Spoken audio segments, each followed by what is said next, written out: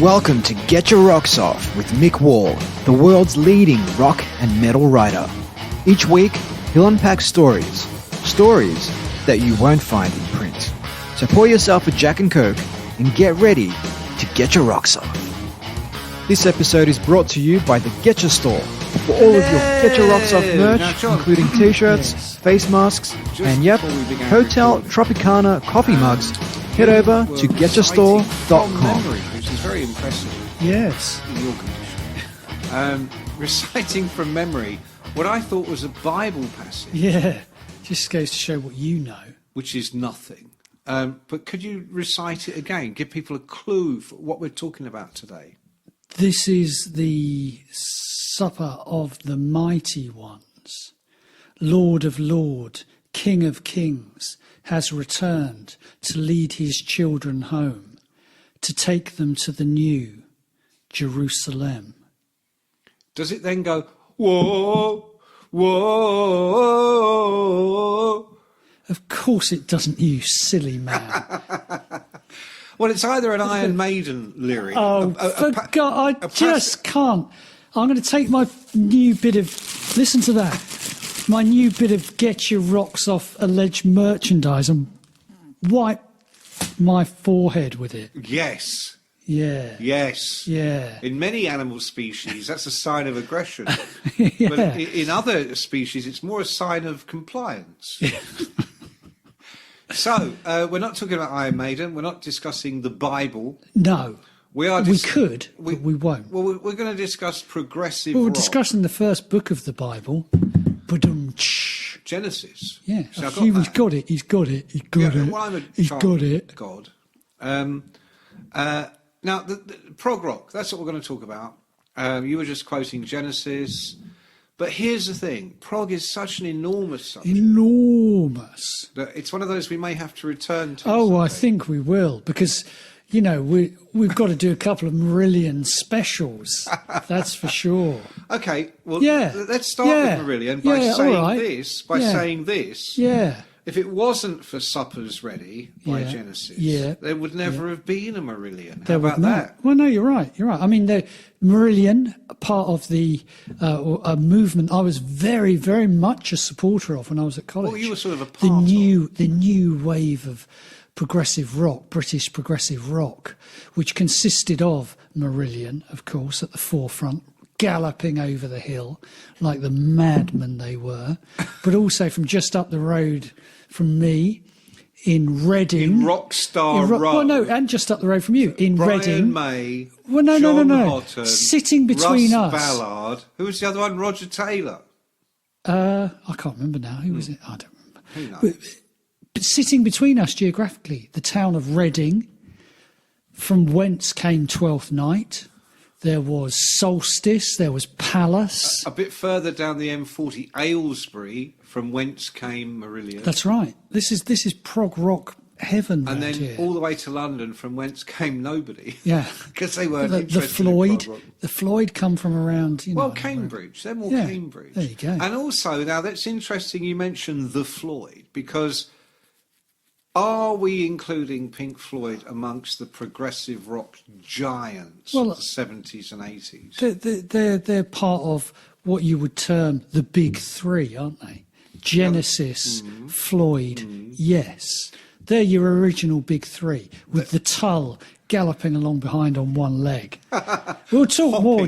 literally hopping. Literally hopping along behind. So you got those guys. Then you've got the second wave, Marillion, Twelfth Night, Palace, Solstice. Well, you I'd say throw in. that. You say that. I mean, no one remembers them now. You say that. But there was a blurring of the lines, because what we now, like you just said, the big three, I would agree with you. That's how I would think of the origins of prog.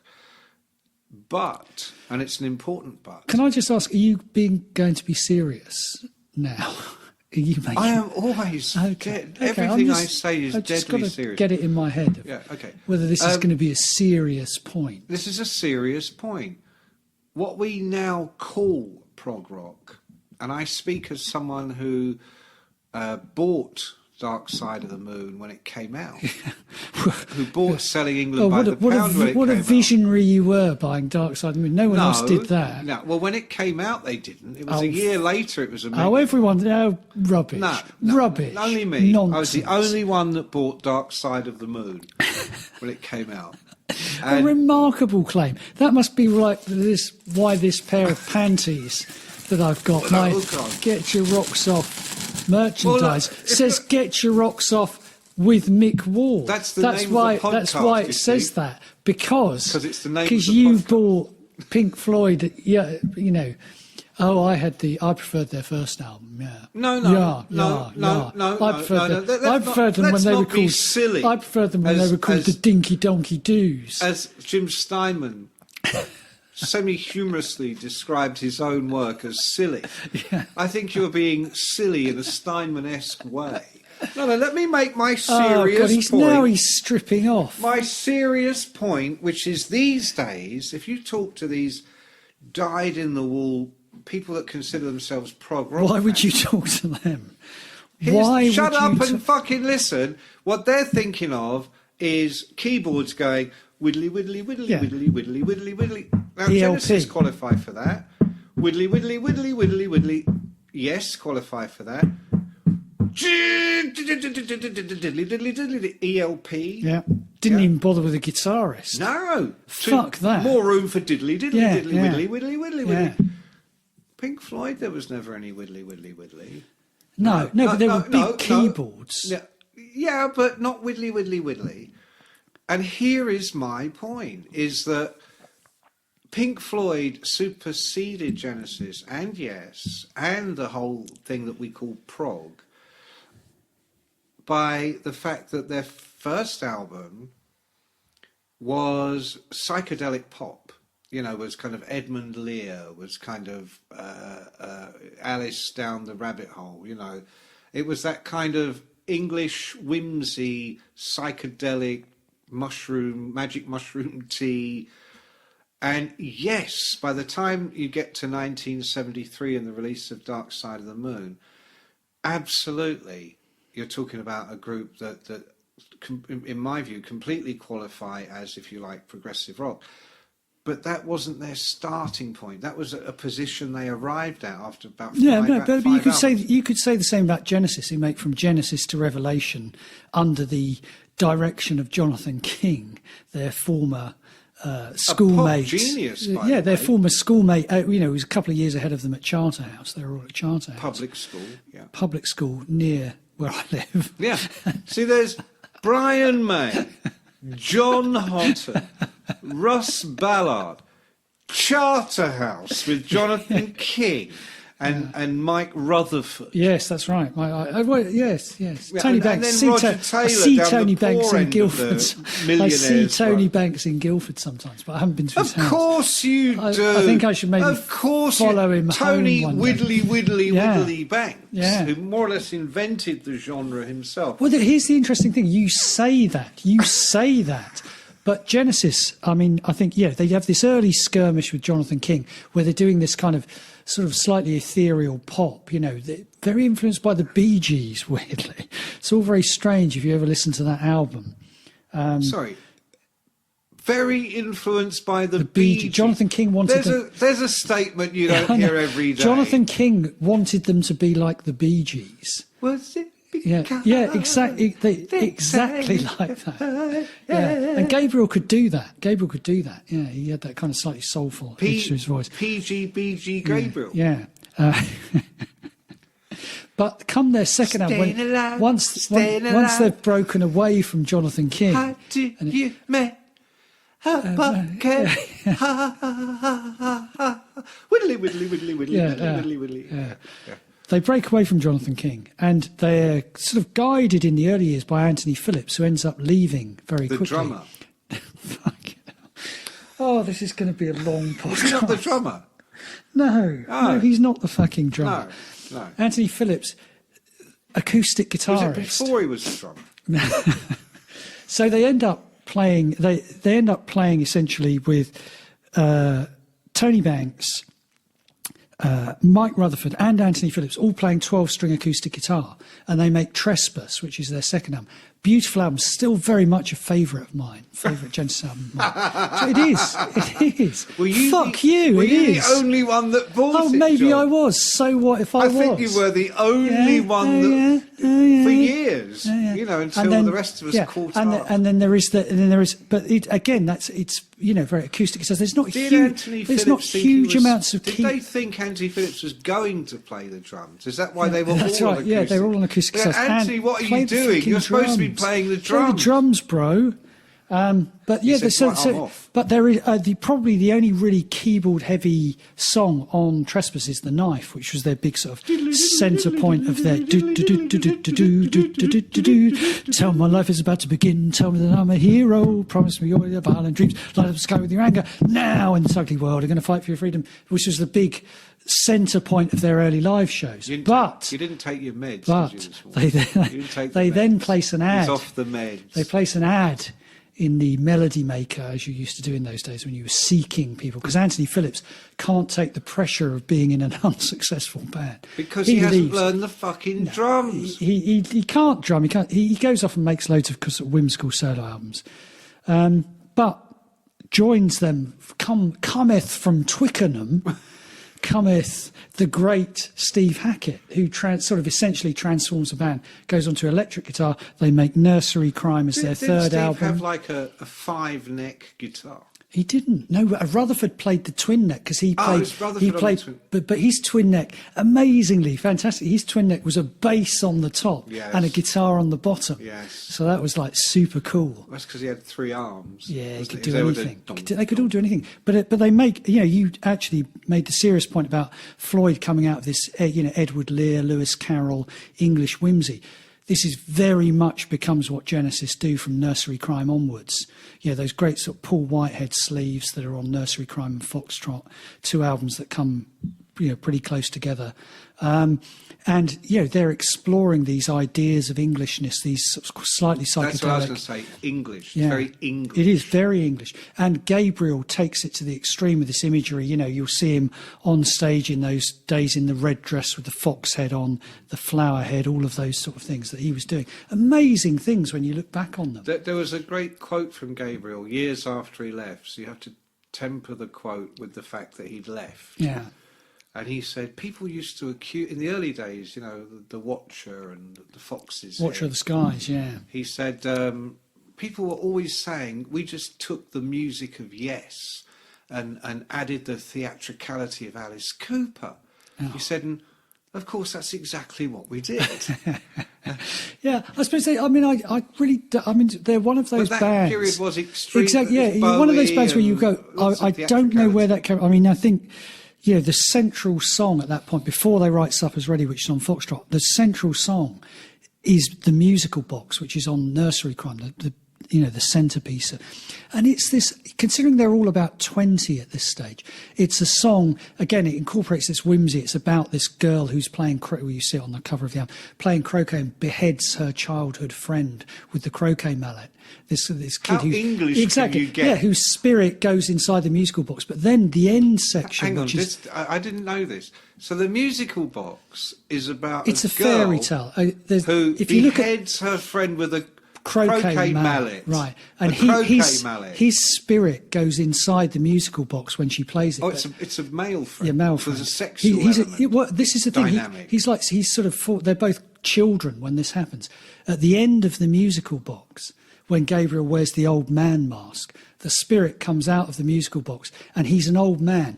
All my life has, all this time has passed me by, and he's missed his whole life. He basically went in as a child, comes out as an old man, and he realised he's essentially missed his entire sex life. Down to this bitch with the mallet. And does he take his revenge? Put a cap in her ass? It's this song about regret and pain of life passing you by, and you think, what a fucking song to write when you're 20. What a song. And comparable, I think, to Dark Side of the Moon. Yeah. And in particular, that track Time. Yeah. Written by a young man singing One Day You Look, One Day, what is it? One Day You...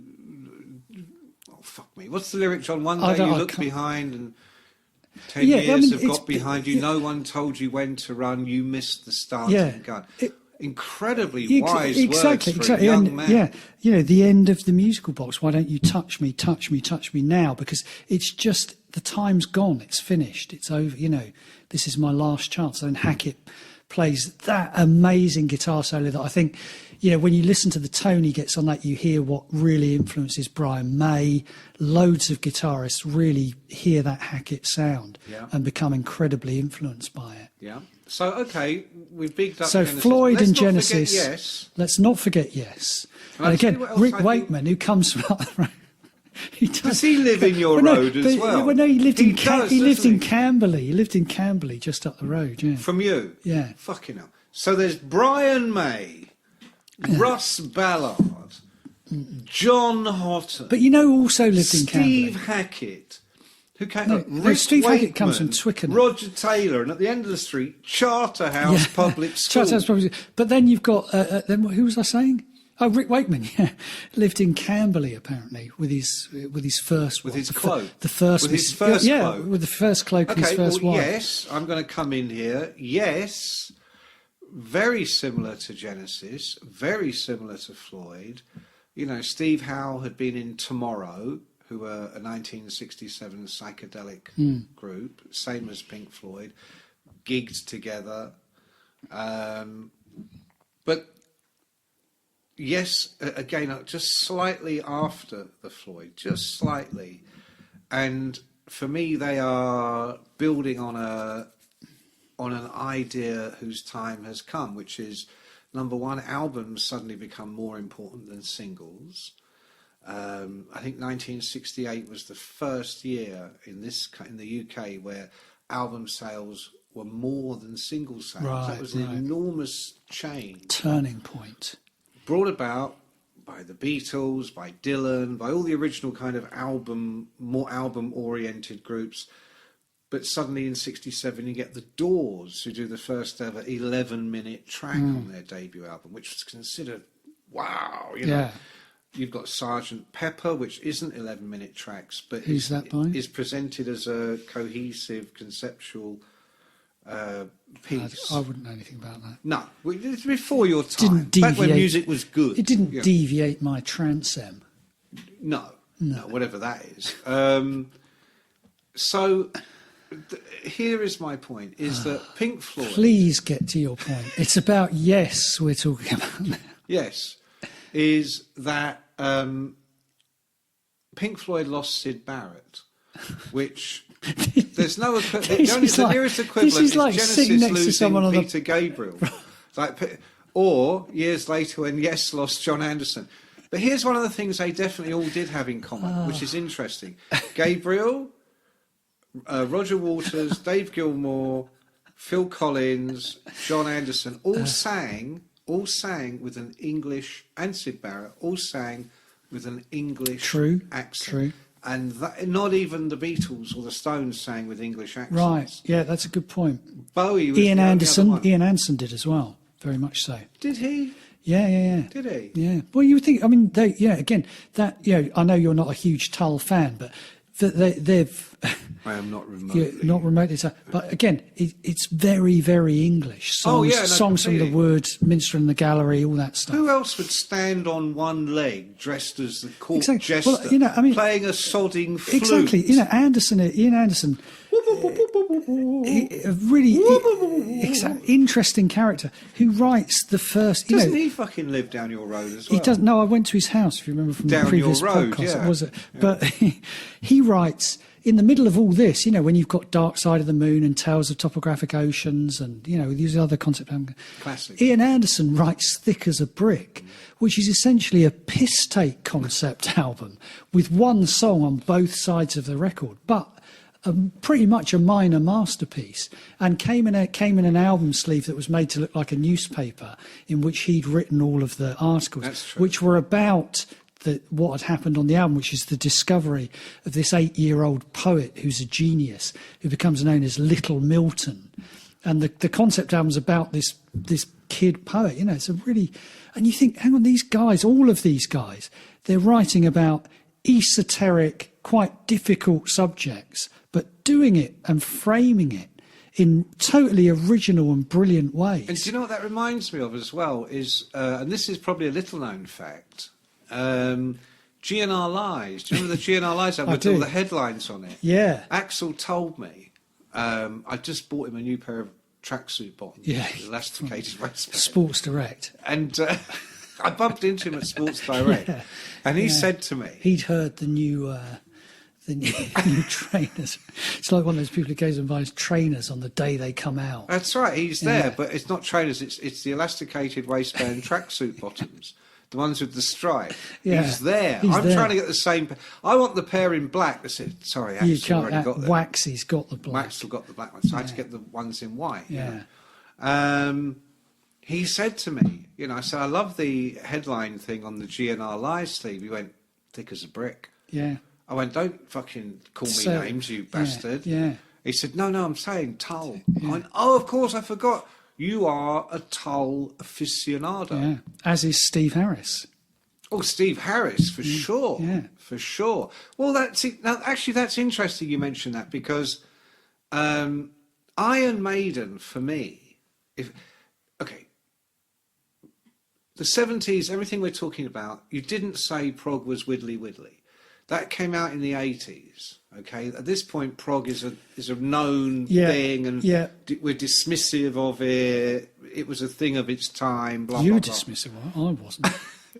I was the Marillion biographer. Well, you were. We were going to talk about the new wave of prog. In a minute. Well, no, get on with it then. I'm trying, aren't I? Your vaguely recalled memories of progressive rock bands. But because we were in the realm of, it's widdly widdly, we had lost sight of the fact that, in fact, progressive rock was experimental rock, was album rock, could take any musical form. The whole idea was that it would extend it, add depth, had different references. And on that basis, Your Honour, I submit that Iron Maiden, because people go, you can't really hear the Tull influence, but you can. Because how many concept albums have Maiden done? Yeah. How many gargantuan tracks have they done? And how English are Iron Maiden? Yeah, that's all true. All true. I agree. I mean, Rhyme of the Ancient Mariner could not have been recorded by an American group because they've never fucking heard of the Rhyme of the... What would their equivalent be? Jesse James rides a fucking horse. Yeah. Did he ride a horse? Who knows? Who knows? They made it. He didn't even exist. He's like Robin Hood. By Jove, he says they did. Says that he did. By Jove, he thinks everybody rides a steel horse. Yeah. So I say Iron Maiden, Your Honour. I submit Iron Maiden, a progressive rock band. I mean, I kind of agree with you. The other two we won't bother talking about here, I think, but certainly a prog rock bands, or prog rock artists. Kate Bush, definitely, for me, absolutely a prog rock artist. And she was schooled early on by Dave Gilmour. Absolutely, he schooled her from a schoolgirl. Yeah. And Radiohead, who. Absolutely. OK Computer's one of the great concept albums, in my totally view. agree. Or even Kid A. Yeah, Kid A, yeah. I mean, they go off into electronica and all the rest of it, but they at heart... It's a concept album. They've got a few Marillion albums in their collection. Well, Radiohead are from this part of the world, John. They're from Oxford. Well, Abingdon, actually from Abingdon, from which Abingdon, is literally next town up. Right, yeah. And they used to have their rehearsal place in Didcot, which is just down the road. See, yeah. And they all went to that private school in Abingdon. Yeah. Telling me they didn't listen to Marillion? I don't think so. They went to funnily enough, it wasn't Charterhouse. I didn't know there was more than one public school Did you not? where musicians went. But like Floyd, like Genesis, like, the knobs I mean that in the posh way, posh knobs, yes. Radiohead went to a private school. Yeah, I think there is something about that, well-educated music. Yeah. It's like, where do you go if you don't want to write, My Baby Done Me All Night Long? Well, I like that. That's good, isn't it? Yeah, I like that. Where'd that come from? I'll just come up with it. My Baby Done Me All Night Long. I was looking at my pair of Getcha Rocks Off panties. We're going to get onto the merch. We're going to get onto the merch. It won't take long.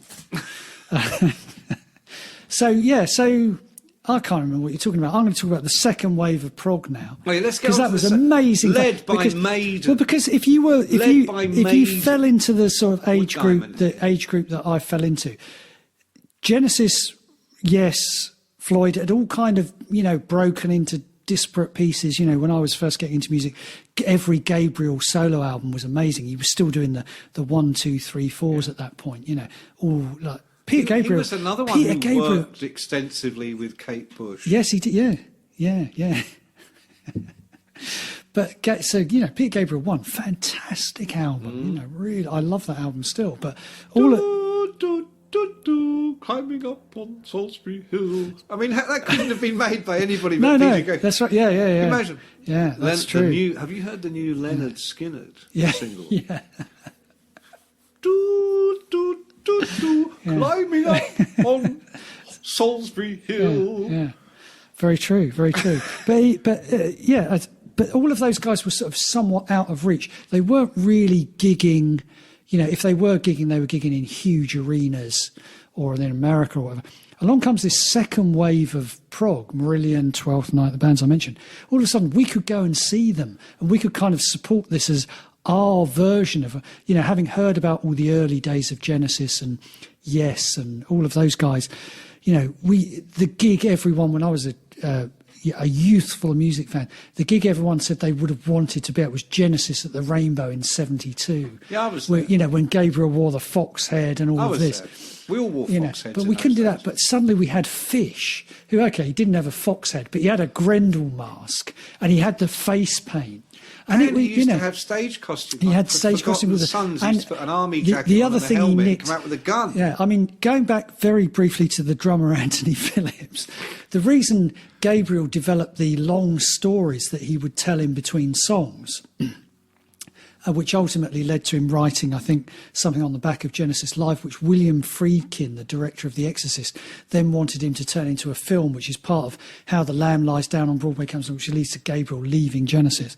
Long story short. But the reason Gabriel used to do that was it took him so fucking long to tune up three 12-string guitars. Always tuning. Yeah, always tuning, because 12-string guitars go out of tune. You just have to look at those fucking things and they go out of tune. It wasn't all on computer. Exactly, yeah. So he'd tell these stories while they were tuning up. Fish nicks this. Marillion don't need to tune up, but Fish nicks this, and he starts doing stories in between the songs. Because Fish wasn't much of a talker off stage. No, very rare to be stuck in a lift with Fish for 6 hours while he rambled on about this, that, and the other. I tell you what, though, good point you make, but because I'm a tad older than you, a soupçon of age difference. I mean, negligible. You wouldn't tell by looking at us. If you looked at us, you'd go, say, those guys are twins. People that have met you, they've said, I met your older brother. Yeah. He doesn't look a lot like you, no. but he definitely looks older. I go, no, don't be like that. Because I had bought Selling England by the Pound, Lamb Lies Down when they came out, because I was the only man in the world that had bought Dark Side of the Moon. No, particularly Genesis. I remember one of the very, very first stories I did for Kerrang was in time for the Fugazi tour. Right. Except that was the second Marillion album. It was. Except the album didn't come out till the end of the tour because there were fuck-ups. And which Fugazis. happened in those days. Well, that's what Fugazi actually means, It is fucked up, yeah. So all I had, they said, okay, well, you're going to go on the road with Marillion. I'm like, oh no, because I really didn't rate them. We haven't got the new album to send you, so we're just going to send you the first one, Script for a Jester's Tea. It's a brilliant title. Well, it's but a brilliant title. Script for This is the guy that brought Lamb Lies Down on Broadway. Cuckoo. Yeah. And so I put it on. So here I am once more in the playground of the broken hearts. One more experience, one more entry in a diary self-penned. Just another emotional suicide. Overdosed on sentiment and pride. All that stuff. Loved all that. I love you. Yeah. Anyway, it goes on, it goes on, it goes on. And then, and this is where this comes from, it does all of that and then it stops and you hear... Do,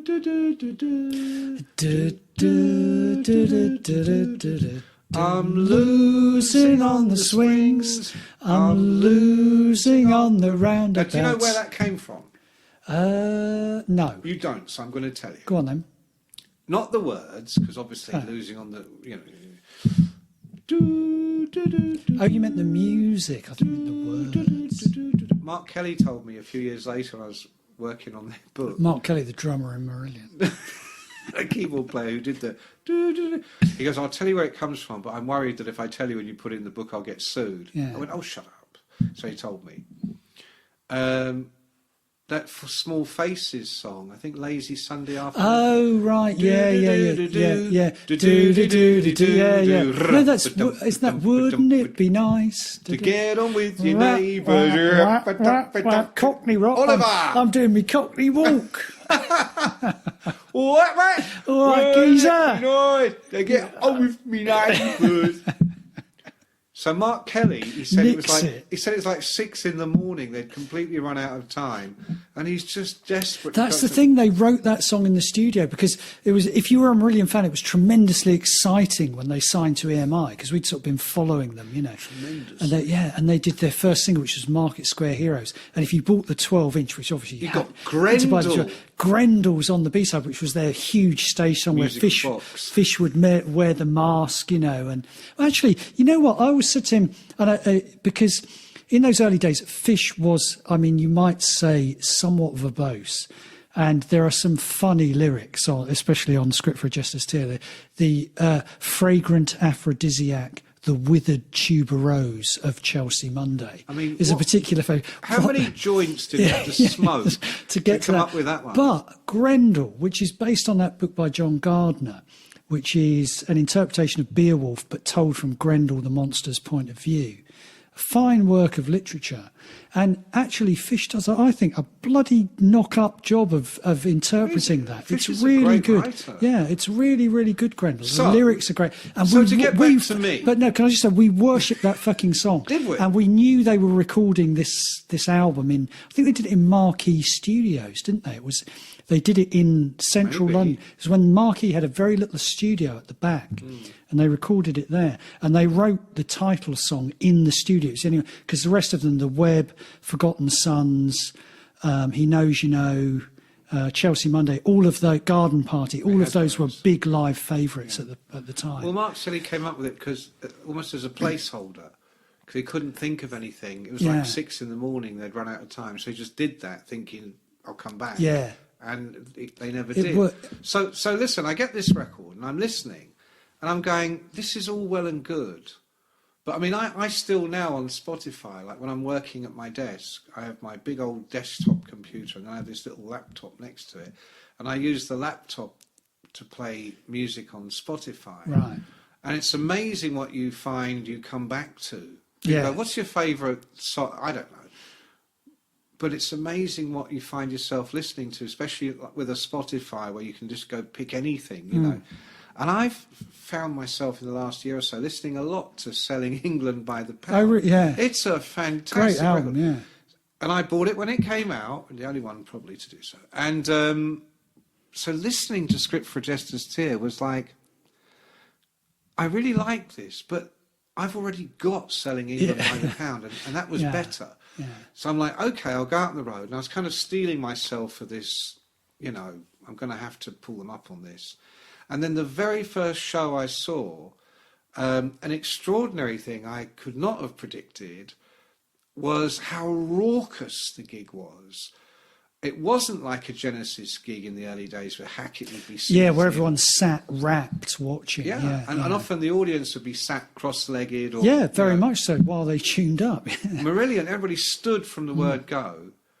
And the minute with his verbose... Well, no, they weren't verbose, but very, very complicated lyrics. So here I am once more. The whole crowd. So here I am. Yeah. And they sang the whole song. All the way through, and they did it with all the songs. Yeah. And I was literally overwhelmed by this. I thought I'd never seen that at any concert I'd ever been to, let alone one where it isn't whoa, whoa. This was losing that on whole the swings. yeah. I mean that whole. I remember going on the script tour. That's when I realised they were different. Yeah.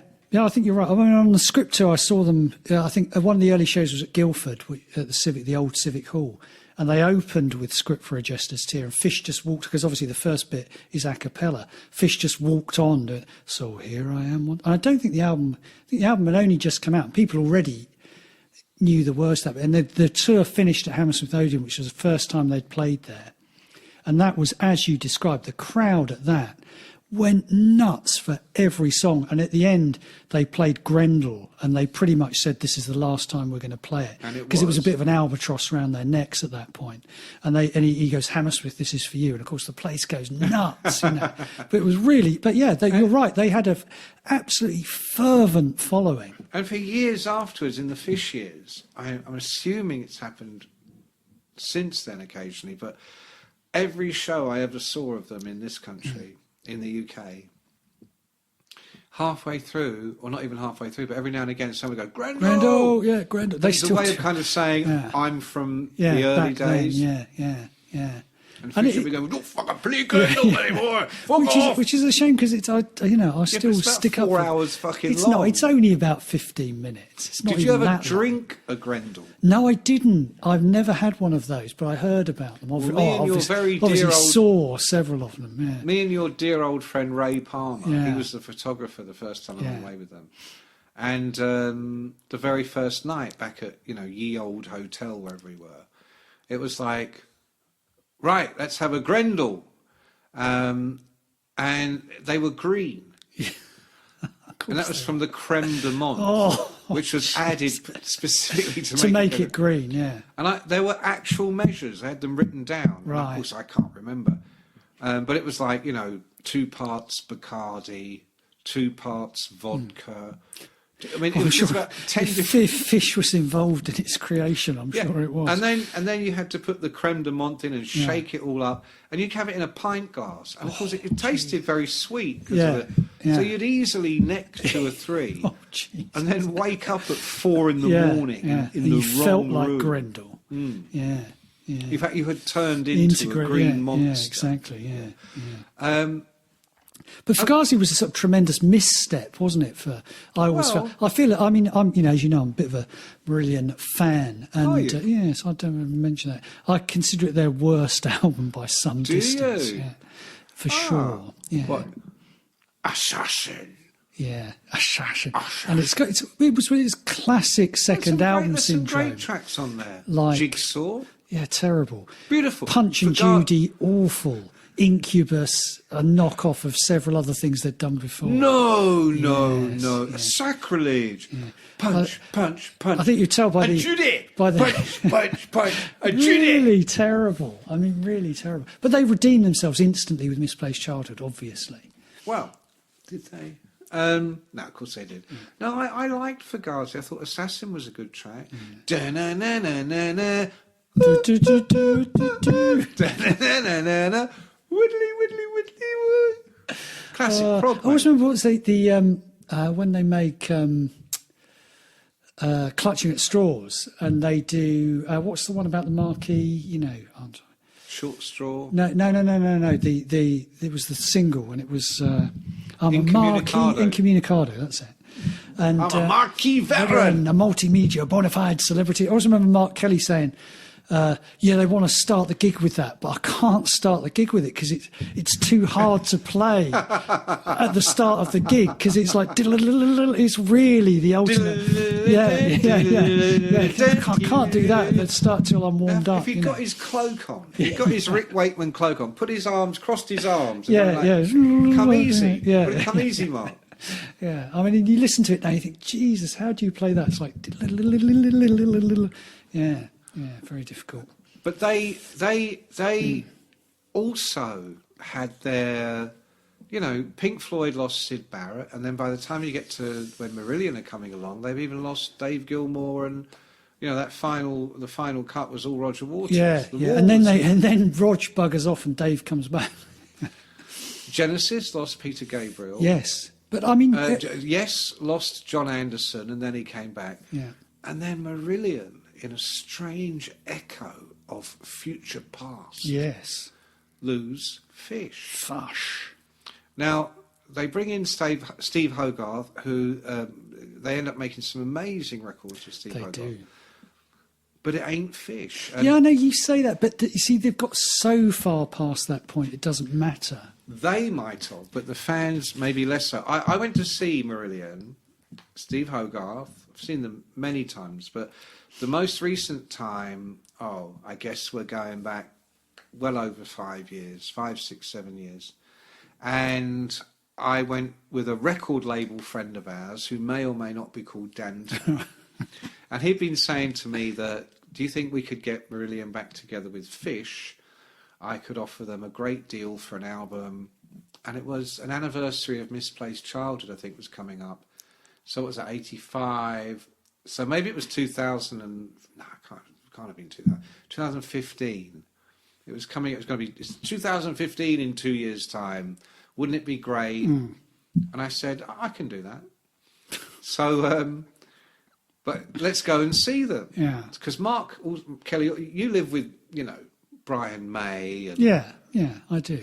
who else was it? Tony fucking Banks, I live near Mark Kelly. Yeah. So we had a meal. Oh no, I'd rung him and said, I want to come to the gig. So we go to the gig, and they were great, absolutely great. And then they came out for the encore. It wasn't Kaylee, it was... Lavender? No, it wasn't one of the singles. It was a Fish era classic. So it could have been Script or could have been whatever. And I swear to God, John, we'd been there all night and it was a great show. First encore, they come out and they do this. And the place just explodes. There were grown men with tears in their eyes. Yeah, And it made you realise that if Fish and them ever did get back together, fucking hell, would that be a night to remember? I don't know. Yeah, maybe. I kind of... Maybe. And I speak as a fan of the band. Do you live next door to Hogarth? This is what we're going to discover now, isn't it? Yeah.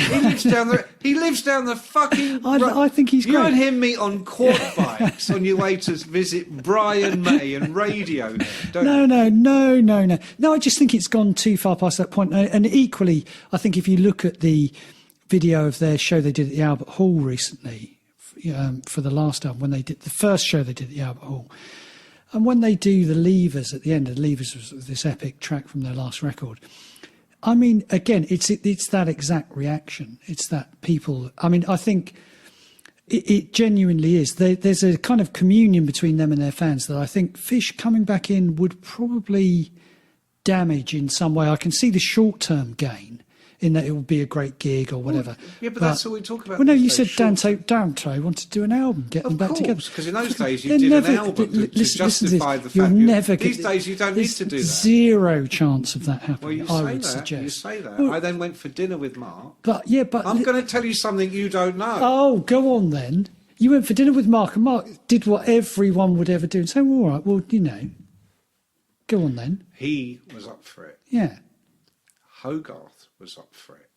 Because they'd reached a moment where they needed a break. Yeah. And they were already talking about maybe we'll have a year off or something. And Mark was going, he went and talked to them. Anyway, Steve was fine with it. Yeah, I think he's certainly confident enough that... There was one dissenting voice. I can guess who it was. and the message was basically not in a million fucking years. Okay, so that didn't happen. But cut to, we drove past the pub the other day, and I was trying to, because we now have to think back pre-pandemic. Yeah. I can't remember anymore. Pretty sure it was summer of 2018, and they were re-releasing the classic Fish era. Yeah. A lot of it remastered by Stephen Wilson, yes, who we are now going to go to next after this. Yeah. And I was helping them make a DVD, to go with it. And so they actually got the four guys and Fish. Oh, I remember that. Together at a pub in Oxfordshire. That's right. Yeah. And I spent the whole day with them. Yeah. And it was kind of sad because I interviewed every single one of them individually, and I interviewed them collectively. Right. And I was there all day. And it was all about those days, because it's these albums. Yeah, of course it is. Yeah, I mean, it's just. But in that context, I felt legitimate. It was legitimate to say, "Hey, you're all in the room together right now. What about it?" And it was the same outcome. Yeah. If it was a majority decision, they'd be back together now, because Fish is so up for it. Oh, Fish would be up back for it. then. Yeah. But there was one heavily dissenting voice, and he was the other great songwriter in the group, and he was also the least Scottish person, if you know what I mean. Everything that Fish is, big, and not just physically, but just personality-wise, fills every space he's in, very much a vision for what he would like to do next musically or whatever. This other guy, totally different, much more English, same strong vision for what he wants to do next, but Mr. Nice guy, pleasant to have around, no ripples. No, but I think there's a spiky but it's those element. Opposites when they work. And I think it's Axl just and Slash. Yeah, when it is. Works, it works well. I mean, I think that you're absolutely right about that, and it their visions just don't align at all. And I think there's also too many wounds. For it to, I mean, it would be the first argument would blow it all apart. That would be the problem. But I think my point to them was, to Mark Kelly, was, listen, we live in the classic rock era. Yeah. Do you think, I won't name names, but do you think, all these great bands that get back together, do you think they're all hanging out in the dressing room? No, but it's that thing of, I think again, speaking, this is a purely as a fan speaking, I think Marillion are one of those few bands who haven't lost their creativity. They're still making interesting records. To me, I still really enjoy their music. And their last couple of albums have been really, really strong. And I just think they do have to weigh up, well, are we going to damage that by going back and doing a legacy thing? I don't know. I don't know if they would or not. I think it's a toss-up. I don't think that's why they wouldn't do it, because I don't think it would affect the legacy at all. No. I think it would burnish the brand and maybe get people actually buying something. Yeah, maybe it would. It'd be a really interesting one. I don't think that's the problem. The problem is personality. Yeah, probably, yeah. But and again, how do you resolve it? You can never resolve that, can you? Because your personality is your personality. My point is that in this day and age, the mechanisms are in place so that even if you hate each other's guts, you don't even have to see each other till you're on stage. Yeah, but I don't know. But I think if you've got conflicting emotions about it, I guess you're thinking, how well can I perform if I'm that conflicted by this stuff, and that it's churning up memories that I don't want to have. Okay. It's making me feel uncomfortable. Last time I saw Marillion was at what used to be called the Town and Country Club in London. It's now called the O2 Forum or something like that. It's a stand-up show. 1,000, 1,500. It's a lovely gig. Okay, I'm really happy with my mates doing the Forum. Or I could spend next summer doing 2 nights at the O2 Arena, headlining festivals, and after 3 months coming home with a couple of million in the bank. Mate, I don't have to love anybody for that. Yeah. I don't even have to fucking like. I work with people all the time I don't like for way less reward. Yeah, no, I get it completely. And you're people right, going fucking ballistic. Yeah. Look at when Guns N' Roses got back together. I kept seeing pictures of these people at their shows with the shirts, and I'm going, you're like 19. You weren't even fucking born when this group meant jack shit. Did you go and see the Axl years? You probably did. Yeah, I wonder how much. This is more exciting. Yeah. Because it's that authenticity. You'll have people going to see Marillion that don't even own any of the fucking records. It's just a big, nice thing to go to, Yeah. You wouldn't go and see Marillion with Fish? I wonder if I would or not. I mean, fuck off! You'd be there. Yeah, I probably would. Of course, you would go together. Especially if I was backstage. We would go. Especially if I had to. Especially if it was a limo to the, and I didn't have to do much. I'd go. I went to visit Fish at his home again a couple of years ago, and some guy picked me up to drive me back to the airport. Yeah. Afterwards, fucking hell, I don't know why I brought that up. he was, yeah, no, it wasn't fun. You need a limo. You need a limo. Yeah, you do, exactly, yeah. Yeah. Yeah. If they're going to do that, listen, lads, if you're going to do that, I'm in. But if you're not sending a limo, I don't think you should reform. I'm thinking of a stage. I mean, Mark was going, he can't sing anymore. I said, No. Nobody can fucking sing. No one Play the sings anymore. play You've got the a guy in the tapes. wings, so you've got the technology. Yeah, yeah. We were talking about this. Yeah, we did Meatloaf Yeah, but last Fish episode. might want to sing. Oh, no, I'm sure he will, but you just adjust the keys and bring in the technology. Does it go? You know, they all want to sing, mate. Doesn't mean they can. Yeah. Look at yeah. Coverdale. Yeah. You know, I would never use... Never use a tape, yeah. would. Here I go again on my tape. Or you know, we did the Meatloaf thing last week. And Yeah. we forgot... I wanted to mention it, and I forgot, because it's more about Jim, obviously. But I was going to say, I was surprised Meat didn't die first, because he's also been very ill, which reminded me of that clip that you can still see on YouTube, where because Meat had collapsed on stage a few times throughout his career. Part It's of the show. Part of the show. And he's in the middle of, I would do anything for love, but I won't do that. And he literally collapses. He hits the deck. Yeah. He's out. But you can still hear, I would do anything. And the singers are all going with it. And then they realise is he dead? Turn it off. Turn it off. Yeah, literally like, cut it. I would do... No. He was It's still amazing. singing He was as on the hit deck. He was still, yeah. and the into- ultimate trooper. Even as he was Yeah, unconscious. he was singing I Would Do It. He'd been dead for 2 minutes on the stage and he was still singing. That's the mark of the Yeah, man. he's a trooper.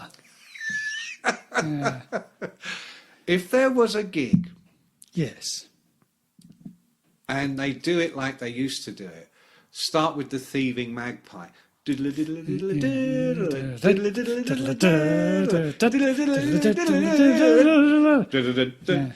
used to And then put you the go. sooty puppy out. Do you remember that? Out the curtain, they used to have Oh, the so, sooty puppy. yeah. And then they would come out. But here's what they do. So curtain here I parts. am once more. Yeah, that would be good. Mate, Yeah, Mate. that would be good. that to me would be the ultimate.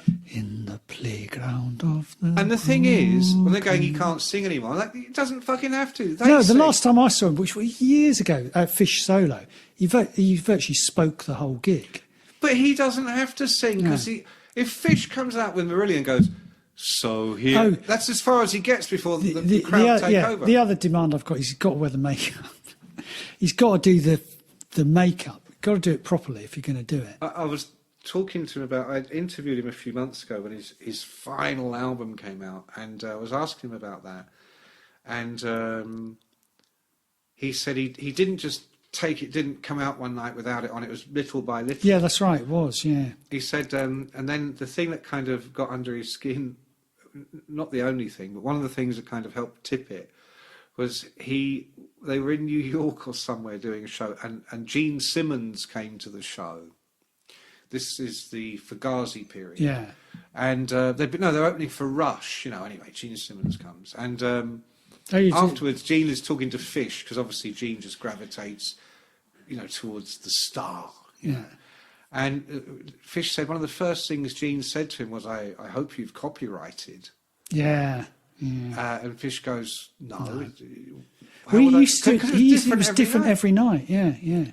And Gene was like, no, I copyrighted the Kiss look years ago. You must do that. Because we all want to walk around. Looking like... Well, there's a lot of people that do. But I think Fish at that point was saying, they thought that I would, Yeah. so that no one else could look like me, Yeah. even though I look different every night. The whole thing had become absurd. Yeah.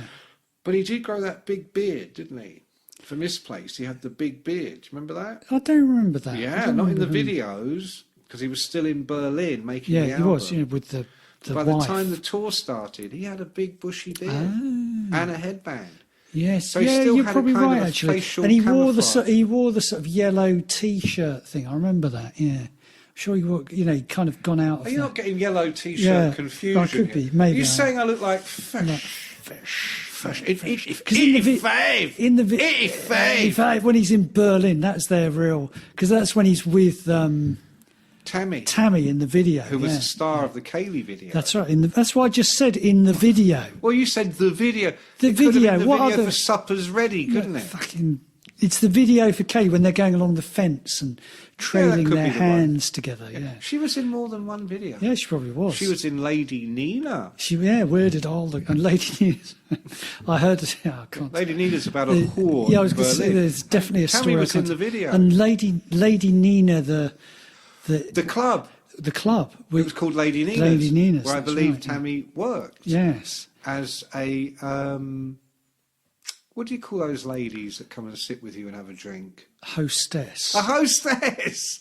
That's the word I was Hostess with the struggling for. mostest, like Anthea Redfern. Anthea, give us a twirl. No, it wasn't like Anthea. Anthea Redfern. On Bruce Forsyth. Oh yeah, She was the I was thinking of hostess, Anthea wasn't she? Turner. Oh, not her. No. Would But you anyway, know? no, she worked in the club, didn't she? Tammy worked in the club. She did, and Fish offered to take me and Ray Palmer there. Yeah. And it got to 5 a.m, and Ray, of course, is still up for going, and I'm Yeah, like, of course I'm he is. going to bed. And Fish is like, I'm going to bed, and Ray's like, oh, not just a quick drink, then, just a quick drink. So Fish literally pulls out his gold credit card and says to Ray, "Here, I'll take that. You go." And Ray's like, "Oh no," obviously thinking about it. "Mick, what do you think?" I'm like, "I'm going to bed."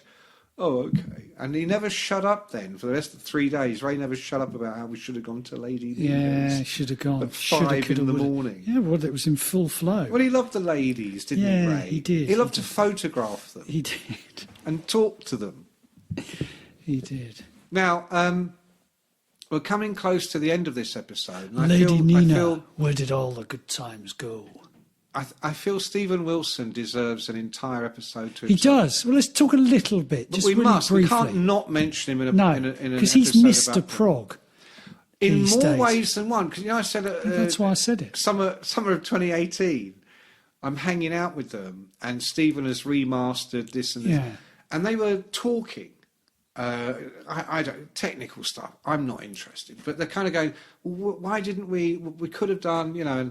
And they're not arguing; they're discussing it. And then the kind of the final blow, the kind of knockout blow that ends a conversation, was Mark Kelly goes, "Well, when I spoke to Stephen Wilson, he said." Oh, And at and that that was point, like the everybody went, casting vote. Yeah, it was like, Yeah. well, I If spoke to Wilson Stephen, says it. I spoke to Stephen Wilson and what Yeah. he said, and they went, Oh, okay, fair enough. Yeah. Yeah. And I thought, isn't that interesting? Yeah. A younger... Yeah. Well, I don't know how old And of he course, is. Stephen's worked with Tull. Yeah, well, he's Crimson. remastered almost every noted progressive rock album. Do you know he's also outside of Pink remastered the Floyd? Use Your Illusion albums for Guns N' Oh, Roses? I did not know that. Remastered Volume 4 for Black Sabbath. Bloody, I don't think he even does it. I think they send they send it to him and he just waits a week and sends it back. Well, that would be the smart thing to Yeah, do, but yeah. probably not. No, he with probably Steve. doesn't. Knowing He's Stephen, like a that's not- mad scientist Of course doing he it. is. Yeah. I mean, he actually Yeah. improves these records. Yeah. Oh no, I'm sure he does. Yeah. Or he gets all the kind of old crap off it. Yeah. So, He's like a guy who does those paintings, you know, when you get an old master and they do get a little bit of alcohol They on the end clean of it their and touch it up. Yeah, the end of their earbud thing. Strip and they, it back. Yeah, they just did a little bit, just did a tiny bit there and a tiny bit there. just a little bit of blue. Yeah, here, yeah. A little bit of blue. It's what I did. Over here, a little bit of green. Yeah, that's what I did. Over here, a little bit of red. That's what he does. He And does that the yellow oral t-shirt you're equivalent wearing, of Fish, that. a little bit of that Yeah, is, just a bit of done that. That's what he did. He so interesting. It's kind of like it's really interesting now because it's not just the fans; it is the artists that preceded Stephen, who made the records that he bought growing up. Yeah. You know, Stephen was at the very, very first ever Marillion gig Wow. before there was even Fish, Wow. and was a big fan. Like you, he went to all the early stuff Yeah. and here we are, cut to 2018. So what is that? That's 40 And years. he's calling the fucking shots. Completely. They're Yeah. all deferring to him. Yeah. As you know, Robert Fripp, Ian Henderson, all Yeah. these people. Because he knows his onions. I mean, he's done so many bewildering number of projects from kind of sort of Over 50 yeah. different. I mean, you sort of say power prog really with Porcupine Tree. Down Power to prog, well, is yeah. it? I mean, I think they're a lot heavier than a lot of prog bands. Porcupine Tree. I suppose they had a prog metal aspect. Yeah, yeah. I mean, I love them. I think they're great, but I can see why he then, when he made Insurgentes and what was it, Grace for Drowning, completely different to Porcupine Tree, and lead him down this solo path that he's on now. I think also Porcupine Tree were a truly progressive group in the sense that they weren't. It's like saying I'm going to form a country and western group, or I'm going to form a rockabilly group, or I'm going to form a power pop group and put on a suit. You know, so much of what we call prog for me these days is imitative. Is that the word? Yeah. Of a scene that was trying not to imitate anybody. The whole point was you've never heard anything like this before. And I think Stephen and Porcupine Tree didn't do that. Yeah. They would have fitted in just fine in the late 60s, early 70s, because they certainly didn't do widdly keyboards.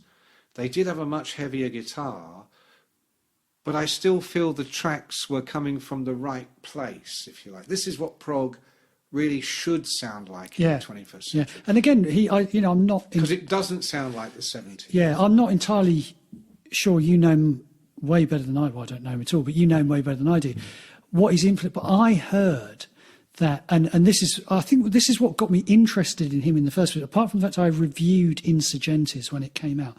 And I didn't really know much about him at all, but I thought it was amazing. I thought it was a really, really interesting... Great artist. Record. But was that he based parts of, I think it's Fear of a Blank Planet, on Luna Park by Bret Easton Ellis, which is one of my favourite books. And I was like, oh, well, I've got to hear this, you know.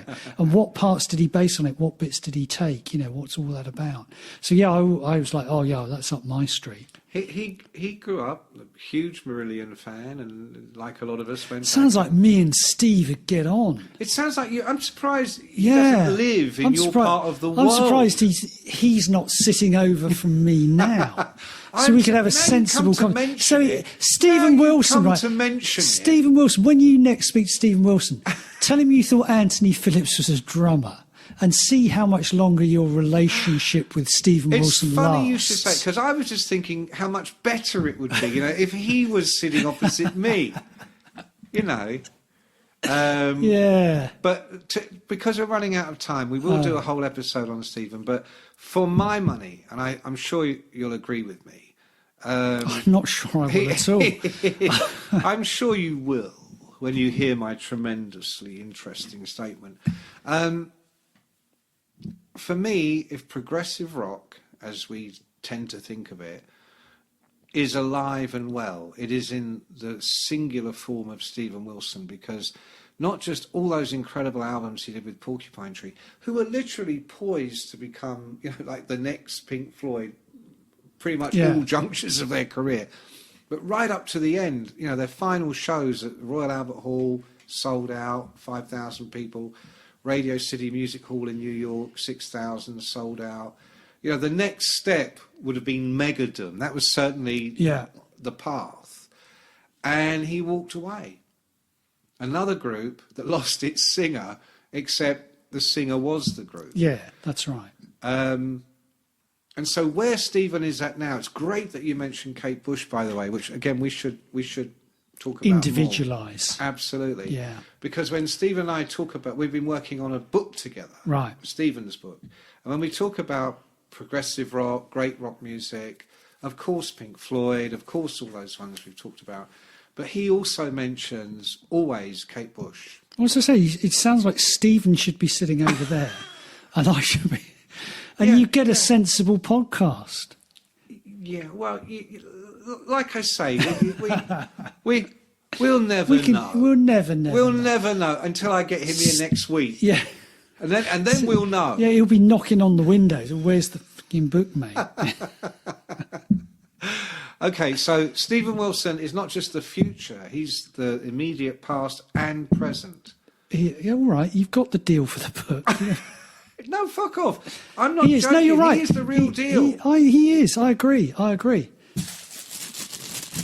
Before we go, we must mention, because We're blessed, aren't we, John? We're blessed in the sense that we've finally been sent a couple of scraps of merch. A container ship has docked. Well, we got 2 T-shirts, one very small, which I assume is for you, and one on the. This is the we should say we should say this is the Getcha Rocks Off merch. www.getcharocksoff.com. Get your merch. No, getchamerch.com. Yeah, just look it up. Google it. Google it, motherfuckers. Yeah, but all I'm these people holding. saying that we're light on detail. I'm holding. Outrageous. I mean, as far as I'm concerned, the UK COVID vaccination programme can end now.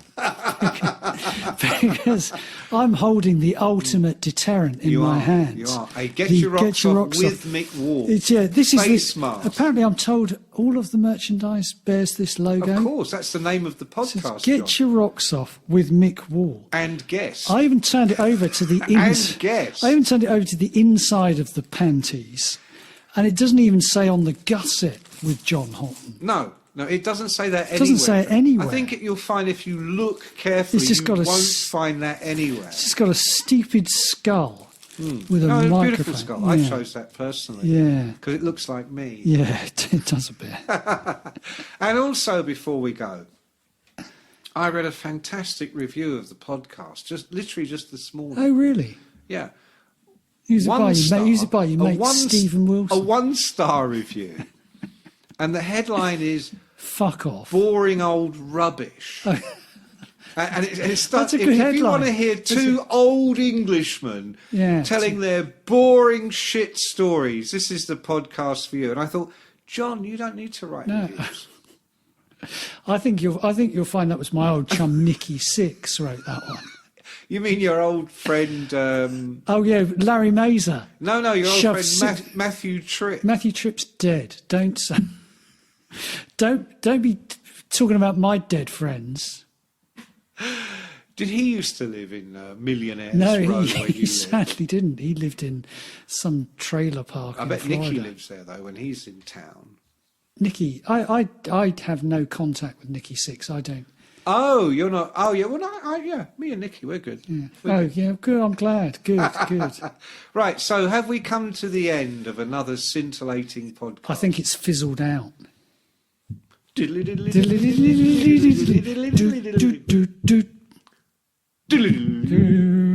then here comes Anthony Phillips.